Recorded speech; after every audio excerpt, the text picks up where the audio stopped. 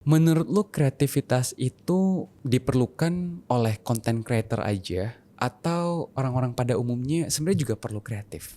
Menurut gue itu seluruh manusia di hidup ini tuh mending kalian belajar untuk cara kreatif deh. Karena tuh gak ada hubungannya dengan menjadi seorang kreator baru kalian kreatif ya. Tapi kreatif itu tuh bagaimana lu menghadapi hidup gitu. Menurut gue masalah orang yang merasa hidupnya bosen. Karena menurut gue dia kurang kreatif aja sama hidupnya gitu. Loh.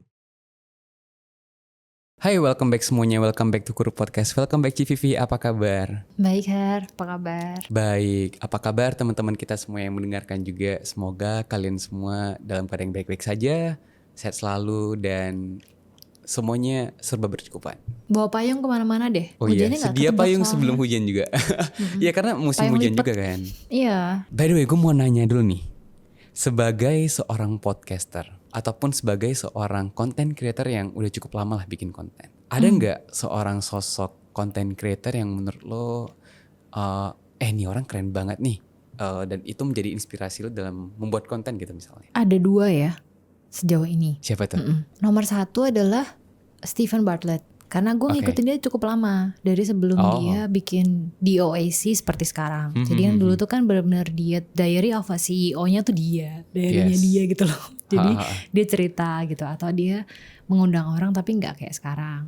Jadi menurutku aku ngelihat bagaimana dia bertumbuh. Dan itu menurutku amazing. Jadi melihat pertumbuhannya tuh dia yang cukup inspirasi ya buat aku. Inspiratif lah buat aku untuk step up the game tuh gini.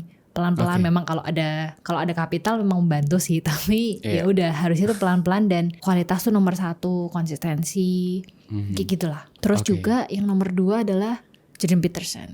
Menurutku ya dia orang tuh punya kekuatan mulut yang luar biasa. Jadi bagaimana dia menyusun kata dan menyampaikan apa yang ada dalam kepalanya itu bisa kayak langsung kena. Beda itu tuh kena banget sih. Gue baca bukunya dan segala macamnya, tapi beda kalau dengerin dia ngomong. Karena kayak nggak ada remnya, tapi ya bener gitu loh. Gimana ya?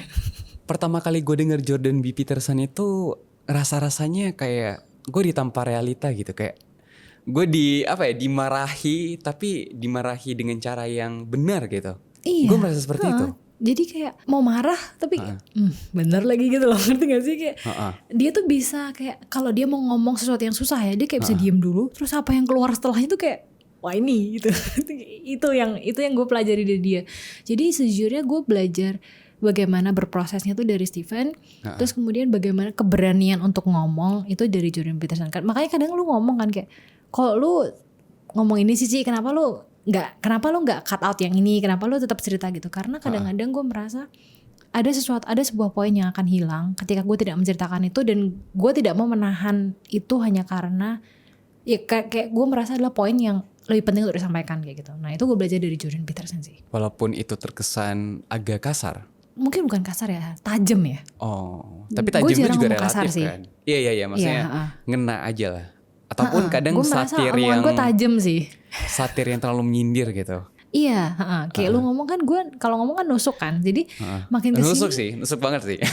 Iya, makin sini tuh gue merasa emang itu karakter gue. Sebelumnya kan mungkin karena gue takut, karena pertama gue perempuan ya, mau nggak mau gue ada pengaruhnya di situ gitu. Kedua, ya kan ada banyak faktor gitu, dimana gue takut aja gitu loh. Terus tapi makin kesini mungkin karena gue makin tua juga ya, gue merasa ada hal yang lebih penting dari sekedar melindungi diri gue sendiri gitu sih. Asal pokoknya intensi gue bukan untuk menyakiti, tapi untuk kepedulian, gue akan menyampaikan itu sih. Kalau content creator Indonesia, ada nggak sosok yang menginspirasi lo atau yang menurut lo keren deh, yang dari secara historis dia itu udah berkecimpung di dunia content creator tuh lama banget dan itu menginspirasi lo dalam membuat konten? Kalau yang gue lihat bertumbuh tuh Panji Pragiwaksono. Gue udah tahu dia dari sebelum dia 1 juta subscriber. Iya. Dia tuh dulu lucu banget. Kayak dia tuh udah lama banget bikin konten YouTube kan. Terus kayak dia tuh bikin konten rajin hanya sekedar karena dia mau 1 juta. Karena dia ngotot banget gitu kayak ayo guys, bisa guys kayak gitu. Gue ingat banget di salah satu konten dia tuh pada saat itu dia tuh selalu mengencourage subscribernya tuh buat mengsubscribe dia. Karena dia tuh pengen mengejar ketertinggalan dia dari Deddy Corbuzier. Kalau nggak salah itu. Iya. Terus karena mungkin karena anak ceweknya juga tuh nanya kayak kenapa sih selalu anak naik kayak gitu loh. Jadi dia tuh ke-trigger Terus jadi dia kayak jadi gue ngelihat bertumbuhnya di situ karena sebelumnya Panji tuh kan bikin konten YouTube tuh kan benar-benar cuma naruh kamera handphone terus ya seadanya gitu. Tapi kan kesini kayaknya dia makin serius juga. Kayaknya sekarang dia di Amerika dia sebagai stand up comedian tapi juga kayaknya dia lebih ke YouTuber kayaknya sekarang ya di Amerika gitu. Jadinya gue ngelihat oh ya lu harus lebih serius kalau lu mau step up the game. Yang pertama sama kalau Indonesia gitu. Tapi kalau yang kedua kalau keberanian untuk berbicara mungkin dari Coki Pardede ya. Terlepas dari bagaimana dia kontroversial dan segala macamnya. Tapi mesti diakui bahwa gue setuju pada Ferry Irwandi ya, public speakingnya Coki Pardede itu memang next level sih. Memang bagus gitu. Bagaimana dia bisa berbicara dengan sekujur tubuhnya gitu ya. Meskipun kadang-kadang orang lucu buat orang, bukan mentertawakan ya. Itu lucu gitu karena kadang-kadang lebay gitu kan. Memang dia sengaja bikin lebay tapi menurut gue kata-kata yang keluar itu runut dan terstruktur. Meaningful. Iya. Ada artinya gitu diucapkan. Either buat satir, either buat sarkasm, either buat lucu. Jadi ada artinya kadang-kadang. Jadinya itu dua orang yang mungkin kontroversial ya. Sebetulnya Bang Panji tuh sering ngomong kayak banyak orang gak suka sama dia. Kayak kalau dia pergi tuh ada orang kayak gitu kata dia. Nah itu dia gak tahu tuh dia nyinggung dia yang mana katanya. Karena saking banyak kasusnya dia gitu. Mungkin Coki Pardede juga hal kayak gitu ya. Nah makanya makin kesini gue sadar bahwa ketika lu cukup jujur pada apa yang lu katakan, ketika lu cukup tahu lu siapa dan kelihatan karakternya itu udah pasti banyak yang gak suka sih. Kalau dari gue sendiri tuh suka banget sama Raditya Dika. Oh, dia kreatif banget sih. Iya, menurut gue Raditya Dika itu adalah apa ya? Seorang manusia biasa yang kalau misalnya dilempar di dunia manapun kayak dia bisa survive deh. Entah apakah dia mempunyai kemampuan adaptasi yang sangat bagus atau memang dia super kreatif. Dan hingga sekarang walaupun udah melalui beberapa platform media sosial yang banyak dari mulai zaman ngeblog terus sampai adanya YouTube, TikTok, buku. Shorts, Instagram, buku, dia udah melewati berbagai jenis media dan dia masih bisa bertahan di industri. Menurut gue itu sesuatu yang cemerlang banget, amazing banget menurut gue. Dan hal-hal yang diajarkan ke anak-anaknya itu menurut gue sangat bagus banget. Anak-anaknya kalau misalnya tahu ya, menurut gue anak-anaknya kreatif sih. Iya tentu parenting itu ngefek banget ya. Juga gue tuh pernah dengar salah satu wawancara yang ada sama siapa ya? Siapa gitu dia bilang kayak waktu dia kuliah di Australia, katanya saking dia itu tuh benar-benar kuliah terus pulang. Ada temennya bilang, gue pikir lu udah mati gitu. Oh iya, tahu. Saking dia tertutupnya gitu. Tapi banyak sih Hari yang bilang bahwa Raditya Dika as a person, jadi beda banget sama apa yang dia tampilkan. Itu yang gue cukup penasaran sih sebetulnya kayak apa gitu. Oh iya, itu juga gue banyak dengar sih. Karena pernah gue juga dengar salah satu podcast Raditya Dika dengan seseorang. Dia itu menyebut bahwasanya dirinya itu kalau di depan kamera dan di belakang kamera itu beda banget. Tapi banyak gak sih konten kreator yang kayak gitu? Makanya kadang-kadang ada orang yang justru kayak bertanya-tanya, ini sama gak sih depan konten sama belakang konten ya kan? Iya benar. Iya kata kayak gitu. Tapi ya itu tidak terhindarkan gak sih?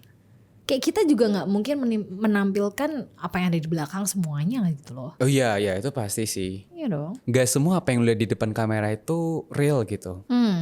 Bahkan kita sendiri aja, kita sendiri yang bikin podcast ini ya. Kadang kita masih ngedit beberapa obrolan kita yang gak nyambung.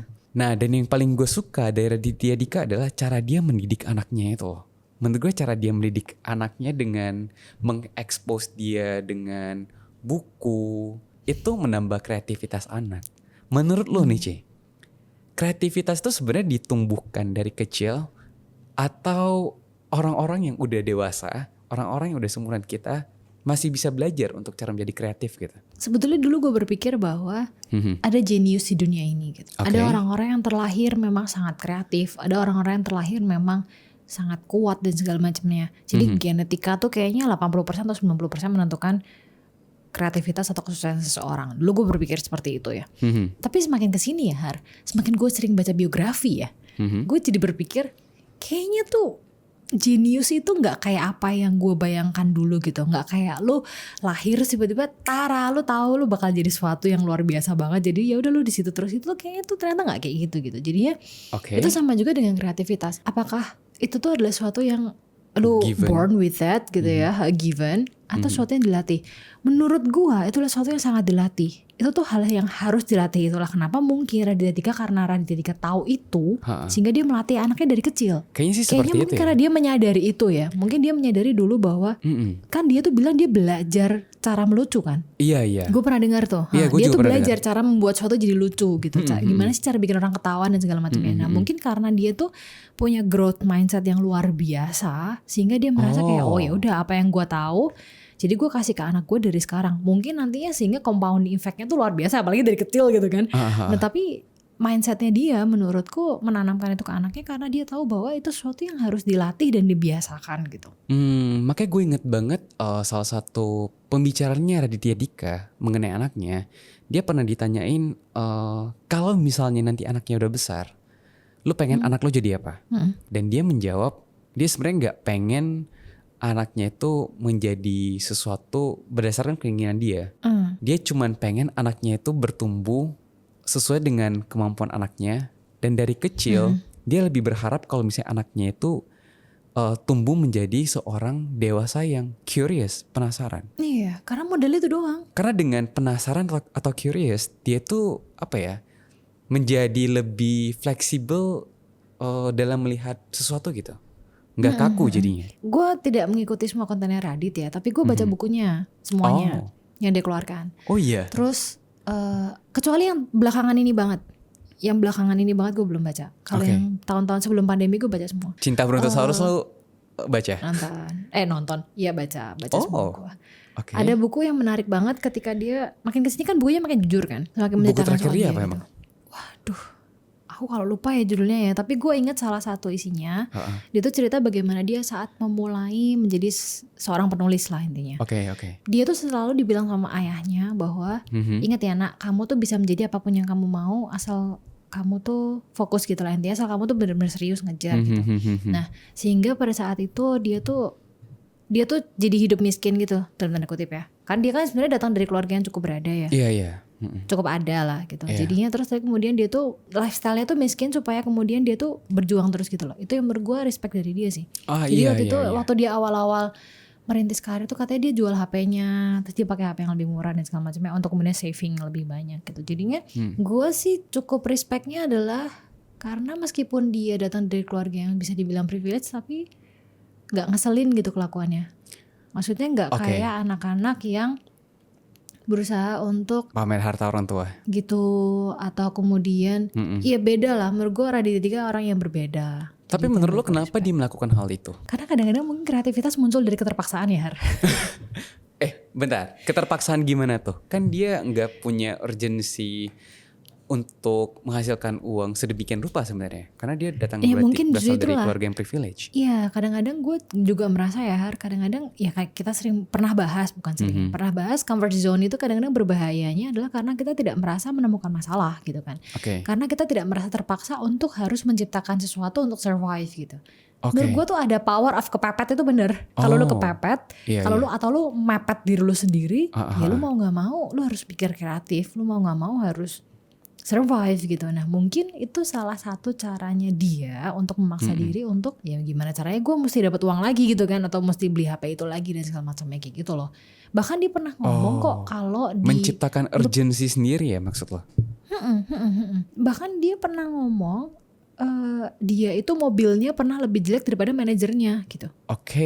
Menurut gue itu adalah salah satu cara pikir yang mungkin membuat Radit memaksa dirinya untuk stay humble gitu. Iya. Menurut lu kreativitas itu diperlukan oleh content creator aja atau orang-orang pada umumnya sebenarnya juga perlu kreatif? Menurut gue itu seluruh manusia di hidup ini itu mending kalian belajar untuk cara kreatif deh, karena tuh nggak ada hubungannya dengan menjadi seorang kreator baru kalian kreatif ya.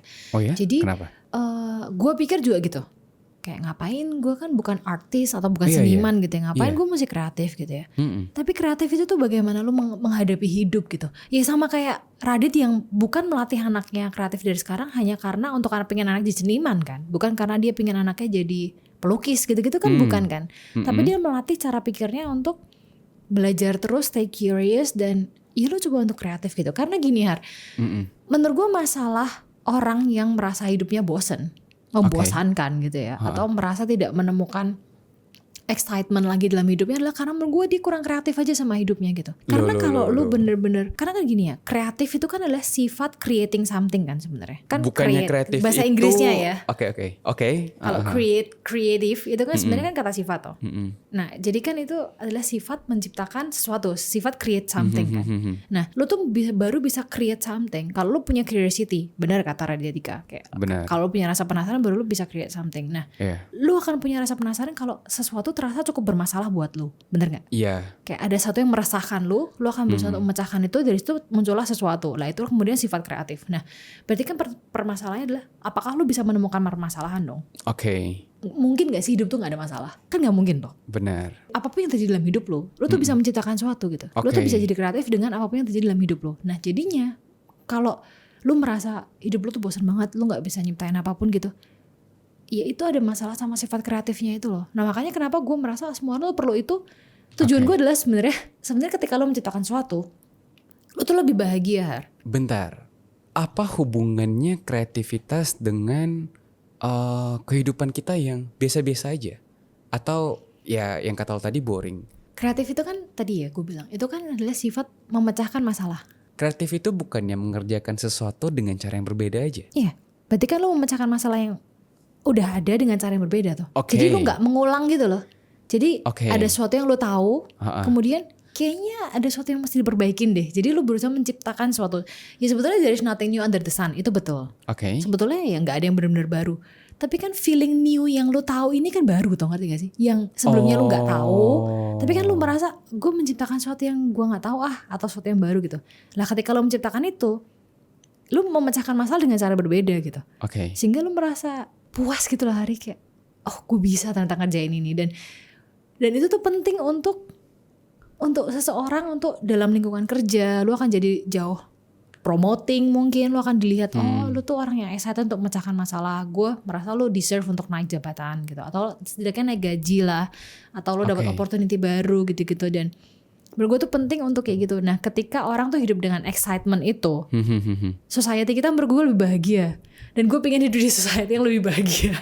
Itu sih menurut gue. Berarti kreatif itu semacam survival kit ya? Kalau misalnya dari sudut pandang lo, kalau misalnya lo ngomong kayak gitu. Iya bener. Menurut gue kalau lo punya sifat kreatif, itu akan membuat lo lebih mudah untuk survive. Lebih bahagia untuk survive menurut gue. Berarti bisa dibilang juga dengan menjadi kreatif, kita dapat melihat kehidupan kita ataupun masalah kita dari sisi yang berbeda, dan mencoba untuk menyelesaikan masalahnya dengan cara yang berbeda daripada cara umumnya ya. Dan ketika kita berhasil memecahkan masalah itu, akan timbul excitement. Sehingga membuat kehidupan kita gak boring-boring amat. Iya, lebih bahagia, Har. Gini deh, kita tuh kan bikin podcast ya. Gak ada yang baru gak sih soal podcast gitu loh. Benar. Itu tuh udah dari zaman, bahkan Steve Jobs udah memikirkan itu dari sebelum tahun 2000 gitu. Jadi gak ada yang baru kan. Iya benar. Tapi kan bukan itu intinya, ngerti gak sih? Kita kan menemukan sesuatu yang cukup meresahkan untuk kita. Kemudian kita berusaha untuk membungkusnya dengan cara yang berbeda, kemudian menyampaikannya dengan cara kita gitu kan. Yang menurut kita lebih menarik aja. Iya, dan setiap kita berhasil untuk menyampaikan sebuah topik dengan baik, itu kan gitu loh, ngerti gak sih? Kayak gue belajar sesuatu dari sini, gue senang karena gue memecahkan masalah ini gitu. Ya apakah masalah ini gak pernah dibahas sebelumnya? Gak mungkin gak sih? Udah banyak juga yang bahas gitu loh. Iya benar. Tapi kan that's not the point gitu. Tapi menurut lo gimana caranya kita bisa melatih kreativitas ini? Apalagi kita udah bukan anak kecil lagi kan. Ya mungkin kalau misalnya kita melatih anak kecil untuk menjadi lebih kreatif atau curious ketika mereka menjadi dewasa kan, ya mereka punya waktu yang lebih panjang tuh untuk menjadi orang seperti itu.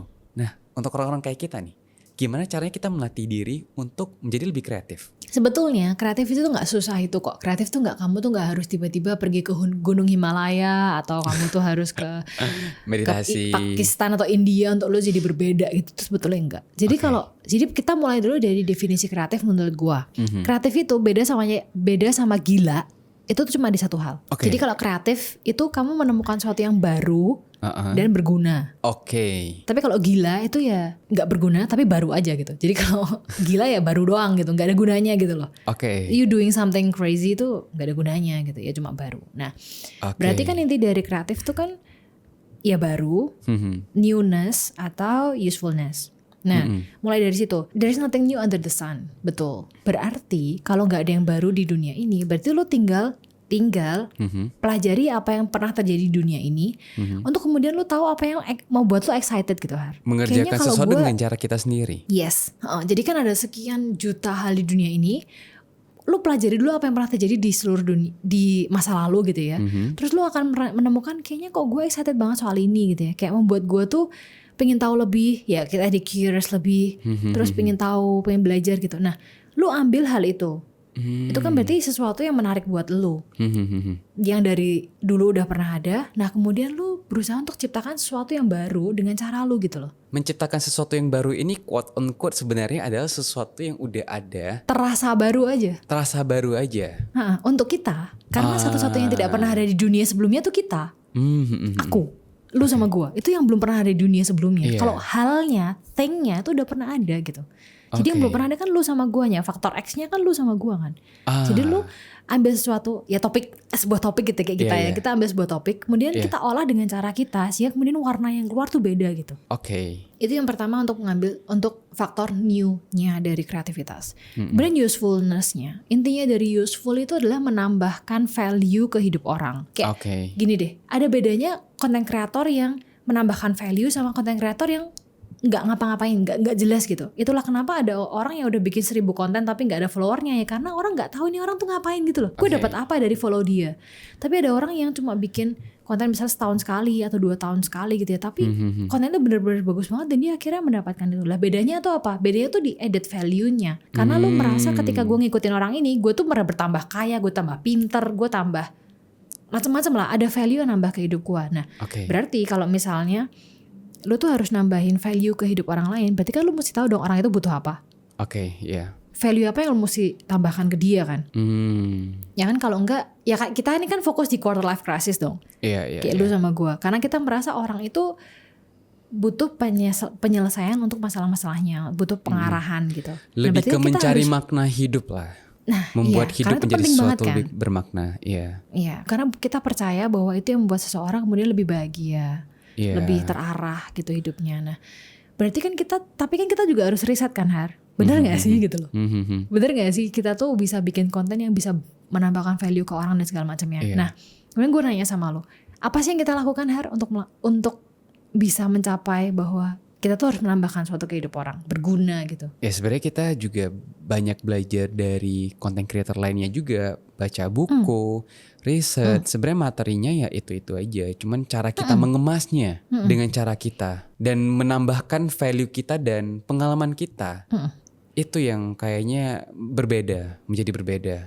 Dan dengan kita menambahkan value kita, orang jadi belajar juga dari pengalaman kita. Berarti kita tahu kan bahwa meskipun kita udah tahu kita mau ngerjain apa gitu ya, sesuatu yang menarik buat kita, tapi kan kita juga mesti kerja keras gitu loh, Har. Oh iya, pasti. Iya dong, kayak ya semua yang lu sebutin tadi kan tuh kerja keras kan. Riset, belajar, coba, ulang, salah. Itu kan sebenarnya kan semua ya kerja keras. Jadi meskipun lu udah merasa jadi cara untuk kreatif gimana? Pertama temukan apa yang lu suka, apa yang lu mau kerjakan, dan kerjakan. Kreativitas tuh baru akan muncul ketika lu udah mengerjakan sesuatu dan kemudian lu merasa, kayaknya gue mau kayak giniin deh, kayaknya gue mau kayak gituin deh, biar beda, biar kayak warna gue semakin keluar dan segala macamnya. Jadi kalau summary dari apa yang semua kita jelaskan tadi, gimana caranya untuk jadi kreatif? Lakukan sesuatu yang menurut lu menarik, meskipun itu udah pernah ada sebelumnya. Jadi tambahkan warna diri lu ke dalamnya. Itu akan jadi sesuatu yang baru. Tambahkan warna diri lu tuh maksudnya lakukan dengan cara lu sendiri. Lakukan dengan hal yang berbeda, cara yang berbeda. Lo harus mesti berani juga, lo harus mencoba, lakuin aja. Baliknya lagi ke situ sebenarnya. Dan berani salah juga gak sih? Iya, sebenarnya gini ya, kalau kalian lihat kami dari episode 1 itu betapa buruknya kita di awal episode ini. Dari mulai angle kameranya gak jelas, terus suaranya. Gue sampai gak berani loh kalau misalnya suruh gue buat nonton ulang dari episode 1. Gak berani gue. Padahal tuh kami di setiap episodenya tuh berusaha untuk ya udah ini yang terbaik gitu di episode itu ya nggak sih? Kayak kita berusaha ngedit dan segala macam itu yang terbaik. Tapi kalau balik lagi ya itu parah banget gitu. Iya. Tapi kan itu proses kita menjadi lebih kreatif. Ya sampai saat ini juga menurut gue masih banyak yang kurang gitu. Tapi minggu per minggu kita masih terus belajar gimana cara membuat konten yang lebih baik, mengemasnya dengan cara yang lebih menyenangkan dan lebih membuat disukai. membuat satu lebih baik aja lah. Iya, sampai nanti akhirnya orang yang akan bilang kita kreatif gitu loh Har, menurut gua. Jadi bukan kita yang bilang kita kreatif. Ini hanya proses untuk kita create something kan. Ya tadi belum Create kreatif itu kan something sifat yang lu berbeda. create something. Iya, kayak setiap minggunya kita create something yang berbeda. There's nothing new under the sun lagi. Kita tuh berusaha untuk kayak minggu lalu kayak kesalahan kita di sini deh Har. Kayak kita mesti kayak gini. Terus kayak gimana kita bikin judul yang menarik kayak gitu-gitu kan. Iya. Kayak gitu-gitu gitu loh. Har. Jadi something new every week aja gitu. Jadinya beda sampai akhirnya kita menemukan sesuatu yang orang merasa kok ini kreatif ya, kok beda ya gitu. Jadi yang menilai kreatif tuh orang lain, tapi apa yang kita lakukan itu tuh sebetulnya melakukan sesuatu dengan cara kita sendiri aja dan terus belajar dan berproses. Lu baca gak sih komennya, ada yang bilang gini kayak kemarin-kemarin waktu kita masih pakai intro ya. Itu dia bilang gini, intronya kok panjang ya tumben, tapi kok menarik ya. Dia bilang kayak gitu. Ingat. Masalahnya bukan kita nggak mau pakai intro lagi nih. Masalahnya itu kena copyright. Kalau kena copyright kita apa ya? Ya nggak bisa dimonetize jadinya. Sayang aja sebenarnya. Jadinya, karena kita jadi musik itu kebetulan gue ngambil dari salah satu platform musik yang berbayar. Jadi sedikit gue tweak. Nah itu juga gue tweak sebenarnya. Dari satu lagu yang panjang. Iya lu jadi kayak apa yang lu mau kan. Iya gue potong-potong menjadi sebuah intro aja sebenarnya. Itu juga kreativitas. Itu udah termasuk kreativitas sebenarnya. Iya. Nah cuman karena kita gak bayar ke platformnya. Jadi kena copyright deh. Jadi kan kita menemukan masalah baru kan. Meskipun sebelumnya kita merasa kayak oke, ini karakter gue. Tapi kemudian ketemu masalah terus kita jadi lebih kreatif. Oh gimana ya. Masalah itu terus jadi solusinya kayak gimana. Jadi kayak lebih beda lagi. Kedepannya kan beda lagi gitu loh ya kan. Iya semoga. Kita ganti set. Kita ganti ini seperti kan, hari ini nih. Set CVV terlihat berbeda nih. Iya karena gue bosen. Nah ya gitu, karena itu penting loh. Boredom itu penting loh. Bosen itu penting loh Hari. Jadi gini, kalau lu bosen ya, lu jangan langsung nyoba-nyoba cepet-cepet nyari distraksi deh. Jangan kayak langsung oke, gue clubbing atau oke, gue mabok atau apa sesuatu yang membuat lu lupa tentang hidup gitu ya. Jangan, ya udah lu gini deh, waktu gue ke mental health exhibition di belum jangan bukan itu. Gue kira waktu gue ke mental health exhibition di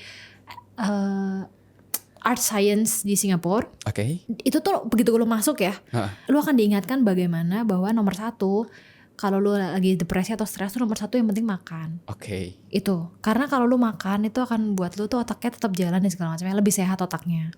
Kedua, begitu lu masuk lagi, tau gak apa? The Art of Doing Nothing. Gue upload kok di Instagram gue kalau gak salah. Itu tuh bagaimana lu dipakein kayak sebuah alat untuk ngebaca otak lu gitu ya. Dan itu tuh alatnya tuh gerak-gerak ngikutin otak lu Hari. Jadi meskipun lu diem, otak lu tuh gak pernah diem kan. Jadi alatnya tuh ngikutin otak lu kayak, jadi kalau otak lu tuh mikirin apa, dia tuh goyang ke kiri, goyang ke kanan. Tapi itu seru karena gue gak mau ngapain, gue ngamatin dia doang. Dan ternyata maksud gue gini kayak, oh ternyata otak itu tuh seru ya untuk diikutin saat kita meskipun gak ngapa-ngapain gitu loh. Yang muncul di layar itu apa? Ketika otak lo itu bergerak gitu, lu melihat otak lo bergerak? Enggak di layar. Jadi ada benda, ada kayak statue gitu, dia tuh bisa goyang-goyang gitu. Jadi lu nontonin dia goyang. Gue upload itu menunjukkan apa tuh? Otak yang bergoyang itu menunjukkan apa? Menunjukkan bahwa meskipun lu tidak melakukan apapun, otak lu tuh gak pernah diem. Nah ketika lu mengizinkan badanmu tuh gak ngapa-ngapain dan otak lu bekerja, otak lu tuh akan menimbulkan ide-ide yang kreatif gitu lah. Karena gerakan itu setiap orang tuh beda-beda. Lu bisa nonton gitu. Gitu. Menarik. Lu bisa nonton orang lain pakai itu, goyangnya ke sana ke sini gitu. Ternyata kalau gue goyangnya ke situ. Terus kayak waktu gue nonton, menarik banget. Ternyata setiap orang tuh beda ya. Dan melakukan the art of doing nothing itu adalah bagaimana lu bisa tidak melakukan apapun tapi lu menikmati itu, dan dari menikmati itu muncul sesuatu yang baru. Berarti sebenarnya boredom atau situasi yang membosankan yang kita alami sekarang itu merupakan signal supaya menyuruh kita membuat sesuatu yang baru gitu, ya nggak sih? Iya, semua yang Hari dulu tuh kan nggak ada klub ya.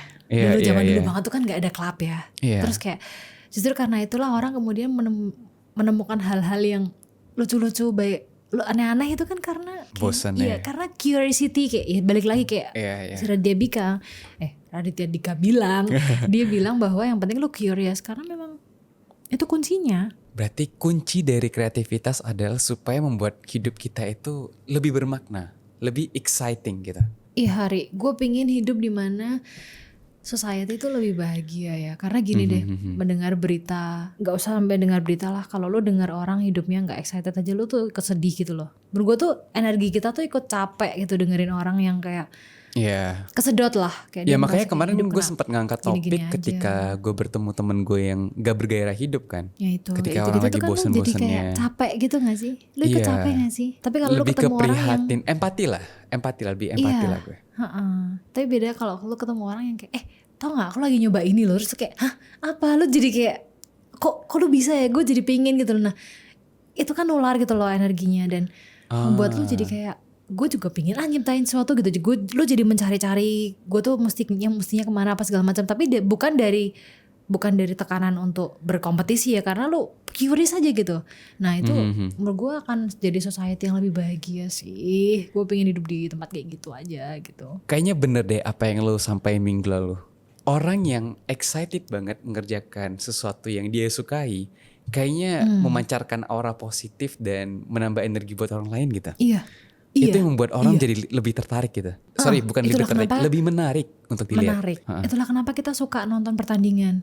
Karena orang tuh berkompetisi, ngerti gak sih? Gue pengen menang gitu loh. Iya benar banget. Iya kan, bener kan? Kalau lo ngelihat orang yang lari ngejar bola gitu banget kan kayak gue sih capek ya kalau gue ngebayangin itu. Tapi kalau ngelihat dia tuh kayak gitu loh. Itu yang gue pingin society tuh lebih bersemangat, lebih positif tuh terserah lah. Tapi kadang-kadang kan hidup positif negatif ya. Tapi maksudnya melihat orang yang lebih bersemangat menjalani hidupnya tuh membuat kita lebih bahagia. Tambah bersemangat.